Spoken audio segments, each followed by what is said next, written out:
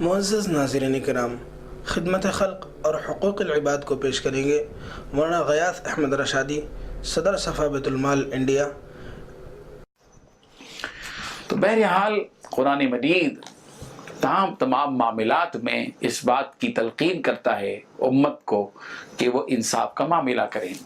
تمام انبیاء کرام علیہم الصلوۃ والتسلیم نے اپنی زندگی میں قوموں کے درمیان میں انصاف سے کام لیا۔ حضرت داؤد علیہ السلام، حضرت سلیمان علیہ السلام نے اپنی قوم کے درمیان میں جب بات آئی تو انصاف سے کام لیا۔ حضرت یوسف علیہ السلام نے انصاف سے کام لیا، حضرت ابراہیم علیہ السلام نے انصاف سے کام لیا، اور انبیاء کرام علیہم الصلوۃ والتسلیم کو اللہ تعالیٰ نے بھیجا تاکہ دنیا میں انصاف کے ساتھ دنیا کو، قوموں کو انصاف پر قائم رکھا جا سکے، اور دنیا کو امن دیا جا سکے انصاف دے کر، اور ظلم و بربریت سے قوموں کو بچایا جا سکے۔ اسی لیے یہ آیات ہیں کہ اللہ تبارک و تعالیٰ نے حکم دیا ہے کہ ہم ایک دوسرے کے درمیان میں اس طرح کا معاملہ کریں۔ اس آیت میں جو آگے آ رہی ہے، اللہ تبارک و تعالیٰ نے یہاں بھی حکم دیا ہے۔ یہ سورہ مائدہ کی آیت نمبر 8 ہے۔ یہاں بھی اللہ تبارک و تعالیٰ فرما رہے ہیں، یا ایھا الذین آمنوا کونوا قوامین للہ شہداء بالقسط، کہ تم جو ہے اللہ کے واسطے گواہی دینے کو، انصاف کے ساتھ اللہ کے لیے گواہی دینے والے بن جاؤ۔ اے ایمان والو، یا ایھا الذین آمنوا کونوا قوامین للہ شہداء بالقسط، اللہ تعالیٰ کی خوشنودی کے لیے احکام کی پوری پابندی کرنے والے بن جاؤ، اور شہادت کی گواہی کی نوبت آ جائے تو انصاف کی شہادت ادا کرنے والے بن جاؤ۔ اور یاد رکھو، وَلَا يَجْرِمَنَّكُمْ شَنَآنُ قَوْمٍ عَلَىٰ أَلَّا تَعْدِلُوا، کسی خاص گروہ، کسی خاص جماعت کی دشمنی تم کو اس بات پر نہ ابھارے، یا اس بات کا باعث اور سبب نہ بن جائے کہ تم ان کے معاملات میں عدل کرنے سے باز آ جاؤ۔ کسی بھی گروہ کو سامنے مت رکھو کہ اس گروہ کا لحاظ رکھ کے تم انصاف سے ہٹ جاؤ۔ یہاں اللہ تبارک و تعالیٰ کی ذات کو پیش نظر رکھو کہ تمہیں کل قیامت کی دن اللہ کے روبرو کھڑے ہونا ہے، اس انصاف کرنے والے پروردگار کے سامنے کھڑے ہونا ہے جو رتی برابر بھی، ذرہ برابر بھی ظلم نہیں کرتا۔ اس انصاف کرنے والے پروردگار کے سامنے تمہیں کھڑے ہونا ہے، اور کہیں ایسا نہ ہو کہ انصاف کرنے والے پروردگار کے سامنے ایک ایسا شخص کھڑا ہو جائے جس نے اس دنیا کے اندر ظلم کے بیج بویا۔ اسی لیے اللہ فرما رہے ہیں کہ اعدلوا، انصاف سے کام لو، هو اقرب للتقوی، تقوی سے، یہ تقوی کے لیے، یہ تقوی کے قریب ہے۔ یہ بات تقوی سے زیادہ قریب بات یہ ہے کہ تم انصاف کی بات کرو۔ ظلم کرو گے تو تم متقی نہیں بن سکو گے۔ واتقوا اللہ، اللہ سے ڈرو۔ یہ وہ باتیں ہیں جو قرآن مجید نے ہم سب کو بتائی ہیں، یہ معاملات ہیں، یہ حقوق العباد ہیں، یہ بندوں کے حقوق ہیں۔ قرآن مجید نے جا بجا موقع بموقع ہر جگہ اللہ تبارک و تعالیٰ نے حقوق اللہ کے ساتھ حقوق العباد کے سلسلے میں مختلف جزئیات کو بیان کیا ہے، موقع بموقع بتایا ہے معاشرتی زندگی میں ہمارے معاملات میں ہمیں کس طرح ایک دوسرے کے حقوق کی رعایت کرنی چاہیے۔ اور جنہوں نے اس دنیا کے اندر ظلم کیا، عداوت کی، بغض کیا، اور ایک دوسرے کا قتل کیا، اللہ تبارک و تعالیٰ نے ایسے لوگوں کا تذکرہ بھی کیا ہے۔ حضرت آدم علیہ السلام کے 2 بیٹے تھے، قابیل اور حابیل، اور قرآن مجید میں اس سورہ مائدہ کی آیت نمبر 27 میں اللہ تبارک و تعالیٰ نے 27 اور اس کے بعد پھر مسلسل اس کا تذکرہ ہے، سورہ یعنی 31 نمبر، آیت نمبر 31 تک اللہ تبارک و تعالیٰ نے حضرت آدم علیہ السلام کے دونوں بیٹوں کا تذکرہ کیا ہے، جن میں سے ایک قابیل اور دوسرا حابیل تھا۔ اور قابیل اور حابیل کے درمیان میں ایک معاملے میں اختلاف ہو گیا تھا، اور قابیل نے حابیل کو قتل کر دیا تھا۔ اللہ تبارک و تعالیٰ نے ان کے انجام کو بتایا ہے، اور ایک دوسرے کو قتل کرنے کا انجام بتایا ہے۔ وَاتْلُ عَلَيْهِمْ نَبَأَ ابْنَيْ آدَمَ بِالْحَقِّ، اے پیارے پیغمبر آپ ان کو بتائیے آدم کے 2 بیٹوں کا واقعہ سچائی کے ساتھ۔ اذ قربا قربانا فتقبل من احدهما ولم يتقبل من الاخر، جب نیاز کی, انہوں نے منت کی, دونوں نے کچھ قربانی کی, ان دونوں میں سے ایک کی قربانی قبول ہوئی اور ایک کی قربانی قبول نہیں ہوئی. پھر اس کے بعد یعنی قابیل کی قربانی قبول نہیں ہوئی اور حابیل کی قربانی قبول ہو گئی. جب قبول ہو گئی تو قال لأقتلنک, تو قابیل نے حابیل سے کہا کہ میں ضرور تجھ کو قتل کر دوں گا. تو حابیل نے بڑی معصومیت کے ساتھ جواب دیا تھا انما يتقبل اللہ من المتقین, کہ اللہ تبارک و تعالیٰ تو پرہیزگاروں سے اس کی پرہیزگاری کو قبول کرتا ہے.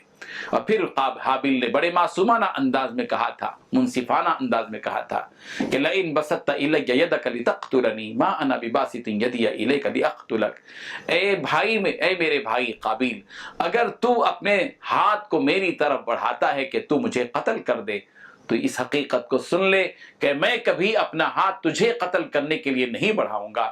انی اخاف اللہ رب العالمین, اس لیے کہ میں تو رب العالمین سے ڈرتا ہوں, اس کا خوف اپنے دل میں رکھتا ہوں. معلوم یہ ہوا کہ جس کے دل میں رب العالمین کا خوف ہوتا ہے وہ کبھی کسی انسان کا قتل نہیں کرتا.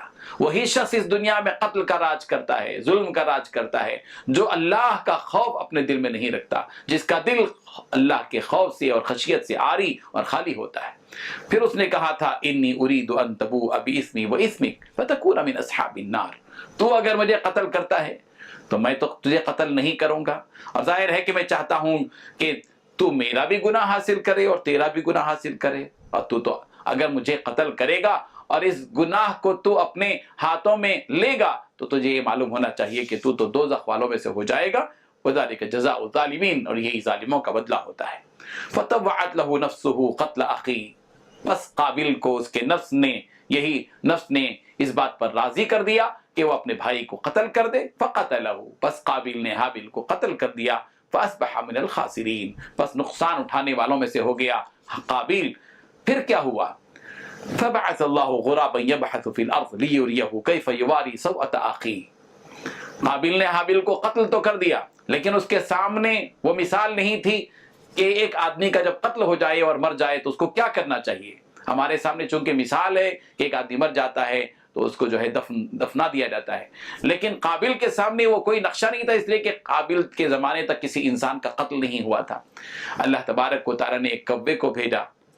فبعث اللہ غرابا, بس اللہ تبارک و تعالیٰ نے ایک کوے کو بھیجا, یبحث فی الارض, جو زمین کو کرید رہا تھا, لیریہ کیف یواری سوءۃ اخیہ, تاکہ وہ قابل کو بتلائے کہ وہ اپنے بھائی کے ساتھ کیا رویہ اختیار کرے. کوے نے زمین کو رید کر گڑھا کیا اور ایک کوے کو دفن کر دیا, مردہ کوے کو, اور قابل یہ منظر دیکھ رہا تھا اور قابل سمجھ گیا کہ بس اس کو بھی وہی کرنا چاہیے. فاصبح من النادمین, قابل شرمندہ ہونے والوں میں سے ہو گیا, شرمندگی ہو گئی. ایک کوے نے ایک انسان کو سبق سکھلایا اور ایک کوا استاد بن گیا, معلم بن گیا ایک اس انسان کا جو اتنا بھاری بھرکم اور قداور ہوتا ہے اور عقل مند ہوتا ہے, ذی شعور اور حساس ہوتا ہے, مگر ایک انسان کو ایک چھوٹے سے کوے نے سبق سکھلایا.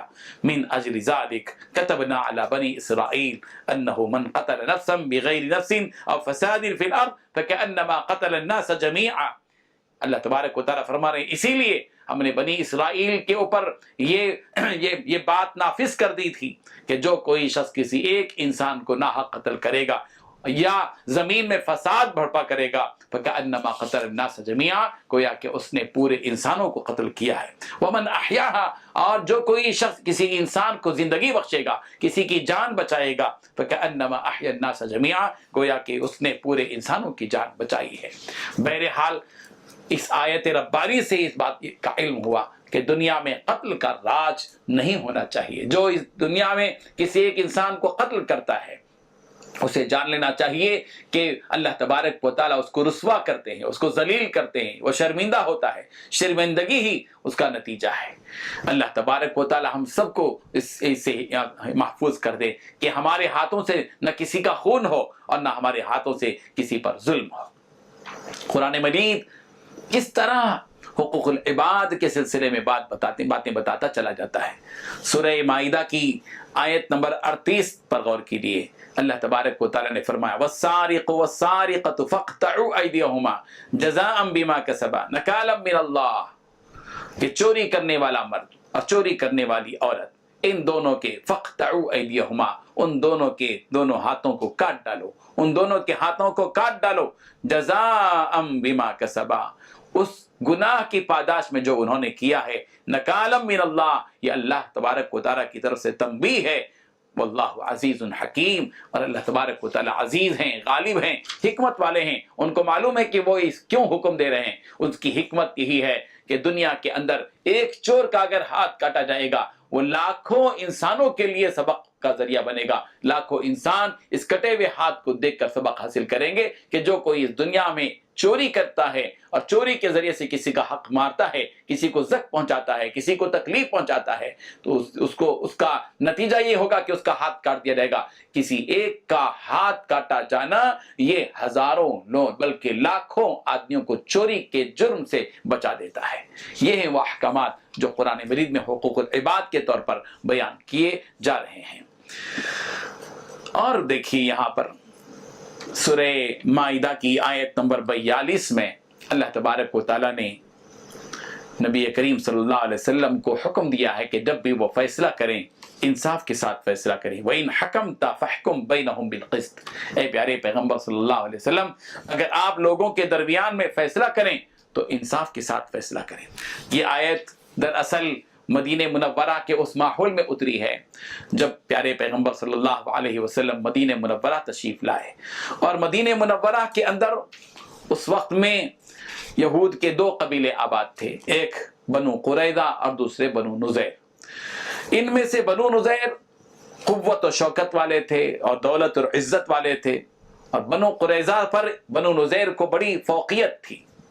یہ لوگ آئے دن بنو قریظہ پر ظلم کرتے تھے، یعنی بنو نذیر جو قوت والے تھے وہ بنی قریظہ پر ظلم کرتے تھے، اور وہ ناچار و ناچار اس کو سہتے تھے، برداشت کرتے تھے، یہاں تک کہ بنی نذیر نے بنی قریظہ کو اس ذلت آمیز معاہدے پر مجبور کر دیا تھا کہ اگر بنو نذیر کا کوئی آدمی بنو قریظہ کے کسی شخص کو قتل کر دے گا تو اس کا قصاص یہ ہوگا کہ جان کے بدلے جان لینا ہوگا، اور بلکہ اور اس کے الٹا اگر ہوگا تو صرف 70 وسق کھجورے دینا ہوگا۔ ظاہر بات ہے کہ یہ معاملہ انصاف سے عاری تھا، انصاف اس کے اندر نہیں تھا۔ انسان ہوتا ہے، چاہے وہ بنو نذیر کا ہو، چاہے وہ بنو قریظہ کا ہو۔ اللہ کے رسول صلی اللہ علیہ وسلم اس دنیا میں تشریف لائے، مکہ مکرمہ کے بعد سرکار نے مدینہ منورہ میں زندگی گزاری، ایک مدنی معاشرہ آپ صلی اللہ علیہ وسلم نے انصاف اور مساوات کی بنیاد پر قائم کیا، انصاف کی بنیاد پر، عدل و انصاف کی بنیاد پر قائم کیا، اور سب کو ایک ہی صف میں پیارے پیغمبر نے کھڑا کر دیا تھا۔ اور اللہ کے رسول صلی اللہ علیہ وسلم نے کالے بھجنگ حبشی کو سرخ رنگ والے رومی اور ایرانی کے برابر کر دیا تھا، سب کو ایک ہی صف میں کھڑا کر دیا تھا۔ عجم کے نچلے ذات والے آدمی کو قریشی اور ہاشمی کے برابر کر دیا تھا کہ انما المؤمنون اخوہ، سارے مسلمان آپس میں بھائی بھائی ہیں، مسلمان کا بھائی ہے، اور سب کو اخوت اسلامی کے اس دائرے میں لا کر بدلا دیا تھا کہ سب کے ساتھ برابری کا حکم ہے۔ ایسا نہیں ہے اسلام میں کہ اگر جو ہے عرب کا آدمی چوری کرے گا تو اس کا ہاتھ نہیں کاٹا جائے گا، عجم کا آدمی اگر چوری کرے گا تو اس کا ہاتھ کاٹ دیا جائے گا۔ یہ کام سب کے لیے ہے، اور اللہ کے رسول صلی اللہ علیہ وسلم نے سب کو ایک ہی حکم دیا تھا۔ اور پیارے پیغمبر صلی اللہ علیہ وسلم نے بنو نذیر اور بنو قریظہ کے درمیان میں جب یہ معاملات آئے تو اللہ کے رسول صلی اللہ علیہ وسلم کے درمیان میں بھی یہ قضیہ آیا تھا، یہ مقدمہ پیش ہوا تھا، اور اللہ کے رسول صلی اللہ علیہ وسلم نے ان کے درمیان میں انصاف سے کام لیا تھا۔ بہرحال معلوم یہ ہوا کہ اسلام معاملات میں عدل و انصاف کی تلقین کرتا ہے، اور قرآن مجید بار بار اپنے ماننے والوں کو اس بات کی جانب راغب کرتا ہے، توجہ دلاتا ہے کہ وہ اس دنیا کے اندر انصاف کے ساتھ جئیں، میانہ روی کے ساتھ جئیں، مساوات کے ساتھ جئیں، قوت اسلامی کے ساتھ جئیں، اور ظلم و بربریت کو اس دنیا سے مٹائیں، امن کو دنیا میں قائم کریں۔ یہی وہ کام ہے جس کا پیغام پیارے پیغمبر حضرت محمد رسول اللہ صلی اللہ علیہ وسلم نے دیا ہے۔ اللہ تبارک و تعالی ہم سب کو عمل کی توفیق عطا فرمائے۔ وآخر دعوانا ان الحمد للہ رب العالمین۔ محمد والدین کی بہترین سرمایہ کاری۔ اللہ تعالی نے اولاد ہی نہیں دی، والدین پر بچوں کے حقوق بھی عائد کیے ہیں۔ اولاد کا پہلا حق، بچے کا عمدہ ترین نام رکھا جائے، याद रखिए, नाम के बच्चे पर असरात मुरत्तिब होते हैं, इसलिए इंतहाई एहतियात से अच्छे नाम का इंतखाब किया जाए। औलाद का दूसरा हक। 7वें दिन अकीका किया जाए। रसूलुल्लाह सल्लल्लाहु अलैहि वसल्लम का फरमान है, जिस बच्चे का अकीका ना किया जाए वो गिरवी रहता है। औलाद का तीसरा हक। उनकी इस्लामी और अखलाकी तरबियत की जाए और इस बारे में अल्लाह ताला से दुआ की जाए। औलाद का चौथा हक। हस्बे इस्तिताअत उनकी जरूरियात और तालीम और तरबियत पर खर्च किया जाए। औलाद का पांचवा हक। बच्चों के दरमियान तमाम मामलात में अदल इंसाफ किया जाए। औलाद का छठा हक। उनके साथ शफकत, मोहब्बत और नरमी का बर्ताव किया जाए। औलाद का सातवां हक। बच्चों के लिए अच्छी सोहबत और अच्छे माहौल का एहतिमाम किया जाए। औलाद का आठवां हक। बच्चे 7 साल के हो जाएं तो उन्हें नमाज का हुक्म दिया जाए और 10 साल के बाद नमाज न पढ़ने पर सजा दी जाए। औलाद का 9वां हक। जवान होने पर उनका निकाह कर दिया जाए। याद रखिए, बच्चे की तालीम और तरबियत ही वो बेहतरीन सरमायाकारी है जो कोई भी इंसान दुनिया में कर सकता है। अच्छी तरबियत वाली औलाद जिंदगी में सुकून और राहत का जरिया बनती है तो मौत के बाद सदकाए जारिया। मुहम्मदुन। और अम्मी आयशा सिद्दीका रज़ी अल्लाह ताला अन्हा फरमाती हैं, इन्हें खुलासा निकाला गया उनकी एक रिवायत का। अम्मी जान क्या फरमाती हैं? शाहकार है कुदरत का तेरा हुस्न मेरे आका, शाहकार है कुदरत का तेरा हुस्न मेरे आका, हुस्न यूसुफ है सदका आका तेरे खजाने का, आका तेरे आने से रंग बदला ज़माने का। सल्लल्लाहु। एक शेर और सुना दूं, मेरा दिल करता है, आपका ज़ौक़ बड़ा बेदार है। शेर बड़ा अजीब है। वो मेराज वाली रात अल्लाह ने जिब्रील अलैहिस्सलाम को भेजा था। मारूफ और मशहूर है, आपने सुना होगा खुतबा से, पढ़ा भी होगा कि जिब्रील जाओ मेरे महबूब को लेके आओ सल्लल्लाहु अलैहि वसल्लम। अच्छा, जब जिब्रील अलैहिस्सलाम आए ना तो अल्लाह के नबी सल्लल्लाहु अलैहि वसल्लम आराम फरमा रहे थे, नींद में थे। तो जिब्रील सोचने लगे कि नींद से कैसे उठाऊं, कोई बेअदबी ना हो जाए। तो कहा या अल्लाह कुछ खटखटा दूं कि आंख खुल जाए। अल्लाह ने कहा जिब्रील मेरे महबूब की नींद खराब होगी। कहने लगा या अल्लाह मैं सलाम कर दूं आंख खुल जाए। अल्लाह ने कहा ना, क्यों? नींद ना खराब हो जाए, मेरा महबूब आराम कर रहा है। ओहो, जिब्रील अलैहिस्सलाम परेशान हो गए। कहने लगे या अल्लाह हुक्म आपका पूरा करना है, महबूब आपका नींद में है, मुझे तरीका नहीं आ रहा, मैं बड़ा घबरा गया हूँ, मैं बड़ा नूरियों का सरदार। कहते मुझे तरीका नहीं आ रहा है, मैं कैसे उठाऊं? अल्लाह ने कहा जिब्रील तुझे किसने भेजा? या अल्लाह आपने। कहा मैं तरीका बताता हूँ कि मेरे महबूब को नींद से कैसे उठाना है। तो अल्लाह जिब्रील अलैहिस्सलाम को तरीका बता रहे हैं कि मेरे महबूब को नींद से कैसे उठाना है। सुनो जिब्रील, आप भी सुन रहे हैं? अल्लाह ने कहा सुन जिब्रील, मेरे महबूब को नींद से कैसे उठाना है। तो एक काम कर, तू चूम ले। जिब्रील को क्या पता था क्या होने वाला है। तू चूम ले तलियों को काफूरी होठों से। फिर कह दे सुभान अल्लाह। تو چومے تلیوں کو کافوری ہونٹوں سے خود ربی نے سکھایا ہے انداز جگانے کا آقا تیرے آنے سے۔ وہ جبریل سے کسی نے کہا، جبریل سے کہا کسی نے، تجھے اللہ نے کہا تھا کہ چوم، ہٹ جا، آنکھ کھل جائے۔ کیا کہا تھا؟ کیا حکم تھا؟ چوم، ہٹ جا، آنکھ کھل جائے۔ تو چومنے کے بعد پیچھے کیوں نہیں ہٹ رہا تھا؟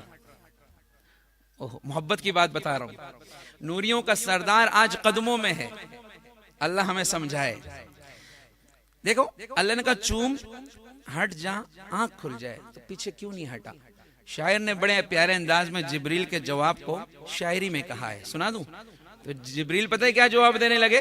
جبریل کہنے لگا نہ جنت کی گلیوں میں دیکھا، گھومتے پھرتے رہتے ہیں وہ تو، نہ جنت کی گلیوں میں دیکھا، مزہ جو محمد کی تلیوں میں دیکھا۔ کہہ دو صلی اللہ علیہ وسلم، تو چومل تلیوں کو کافوری ہونٹوں سے خود ربی نے سکھایا ہے انداز جگانے کا، آقا تیرے آنے سے رنگ بدلا زمانے کا۔ محبت سے کہیں آقا تیرے آنے سے رنگ بدلا زمانے کا۔ ایک شعر اور سنا دیتا ہوں، اور یہ بات شاید آپ نے نہ سنی ہو۔ جب میں نے پہلی بار یہ شعر پڑھا میرے رونگٹے کھڑے ہو گئے جسم کے، میں کہا شاعر نے کہاں کی بات کر دی، اف اللہ۔ شعر سنیں آپ، اوہو اللہ اپنے حبیب کو تسلی دے رہے ہیں، اللہ اپنے محبوب کو تسلی دے رہے ہیں صلی اللہ علیہ وسلم۔ اور میرے عزیزوں، میرے بزرگوں، دوستوں، تسلی کے الفاظ کیا ہیں؟ اللہ فرماتے ہیں محبوب نغم کرنا سر حشر تو امت کا، محبوب نغم کرنا سر حشر تو امت کا، کیوں محشر تو بہانہ ہے تیری شان دکھانے کا، آقا۔ اوہو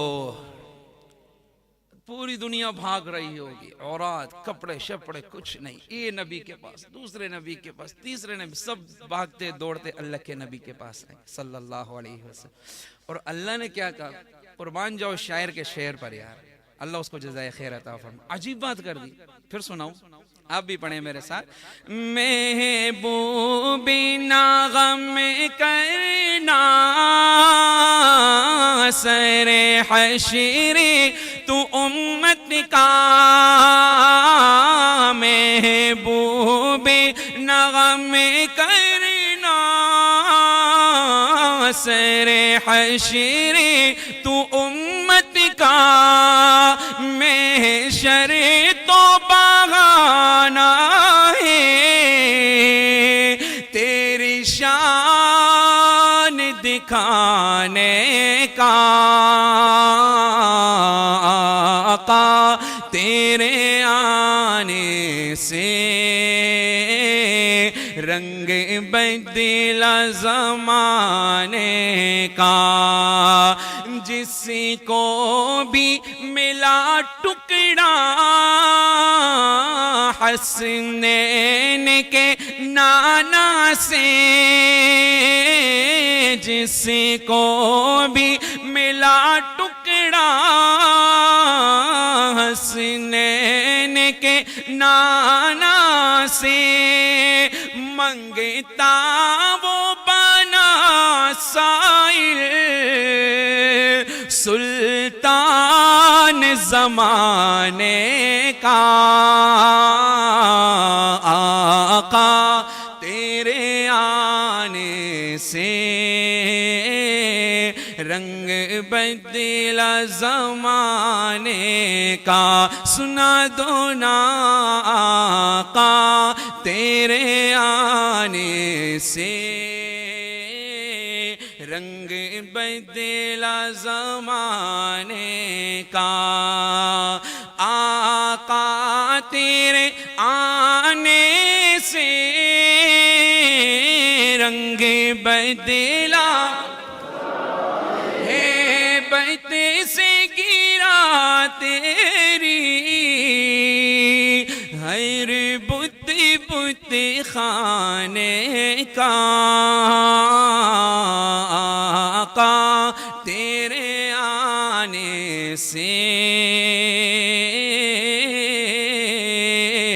رنگ بدلا زمانے کا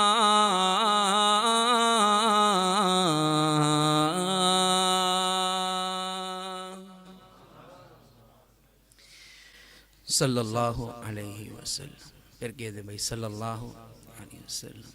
اللہ تعالیٰ آپ سب کا بیٹھنا قبول فرمائے.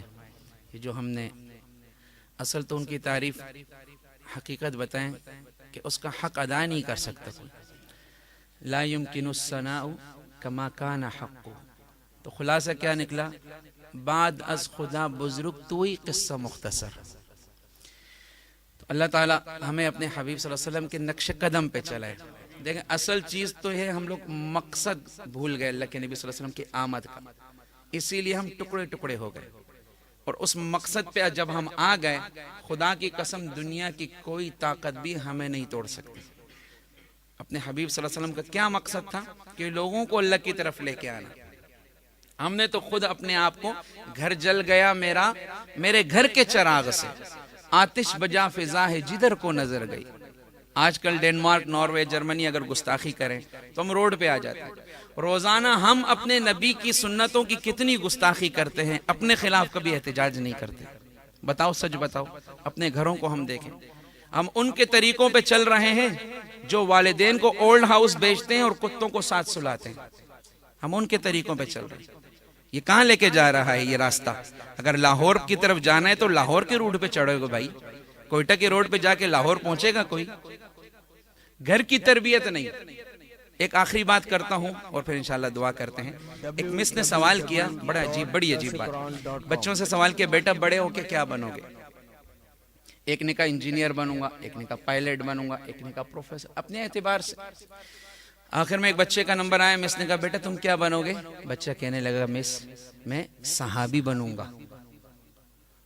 حیران، آپ بھی حیران ہو گئے نا جواب کو سن کے. مس بھی حیران. اس نے کہا بیٹا تم نے یہ بات کیسے کر دی؟ تو بچہ کہنے لگا مس میں روزانہ جب رات کو سوتا ہوں نا تو میری ماما نا مجھے صحابہ کے قصے سناتی ہیں. تو میں نے سنا ہے صحابہ تو بڑے مہربان ہوتے ہیں اللہ کے نبی پر، بہت بڑے دین کی خاطر خود قربان ہو جاتے ہیں، کوئلوں پہ لیٹ جاتے ہیں، چروا دیتے ہیں اپنے کو، خون بہا دیتے ہیں، نبی کے طریقے سے پیچھے نہیں ہٹتے. اتنے بڑے عاشق ہوتے ہیں نبی کے کہ سب کچھ قربان کر دیتے ہیں. خیر موضوع ٹائم ہے نہیں میں دوسری طرف جاؤں. تو میں نے سوچا ہے کہ میں تو صحابی بنوں گا. اب میرے عزیزوں، اب رات کو ہم اپنے بچوں کو کارٹون دکھا کے سلائیں گے تو دن میں کارٹون ہی بنے گا. وہ پھر جس چیز کی محنت ہوگی وہی وجود میں ہو نہیں سکتا. گندم کے لیے محنت کرو اور گنا نکل جائے. ہمارے گھر کا ماحول کیسا ہے؟ ہم کہیں مولوی صاحب مدرسے میں یا باہر کے اوپر آسرا کریں اپنے بچے کا، تو ایسا تو نہیں. اور خدا کی قسم جب ہم اس محنت پہ میں لگ جاؤں، ہم سب مل کے لگیں گے، اپنے بچوں کو صحابہ کے، اہل بیت کے قصے سنائیں گے، ازواج مطہرات کے واقعات اپنی ماں بہن مستورات کو سنائیں گے. پھر یہ چلتے پھرتے سنت کے نمونے نظر آئیں گے. ہم خود کیوں نہیں محنت کرتے؟ تو آج کم از کم جتنے ہم بیٹھے ہیں یا جو سن رہے ہیں، ہم خود عزم کریں کہ ہم نے اپنے گھر کو بدلنا ہے. آج ہمارا سب سے بڑا مسئلہ کیا ہے؟ ہم بات سن کے دوسرے کو ٹارگٹ رکھتے ہیں. ہاں یار اس میں یہ مسئلہ ہے. اس میں یہ مسئلہ. جس دن میں نے نیت کی کہ میرے اندر یہ بگاڑے میں صحیح ہو جاؤں, پورا معاشرہ صحیح ہو جائے گا. تو بھائی کیا خیال ہے, سارے کوشش کریں گے انشاءاللہ. محمد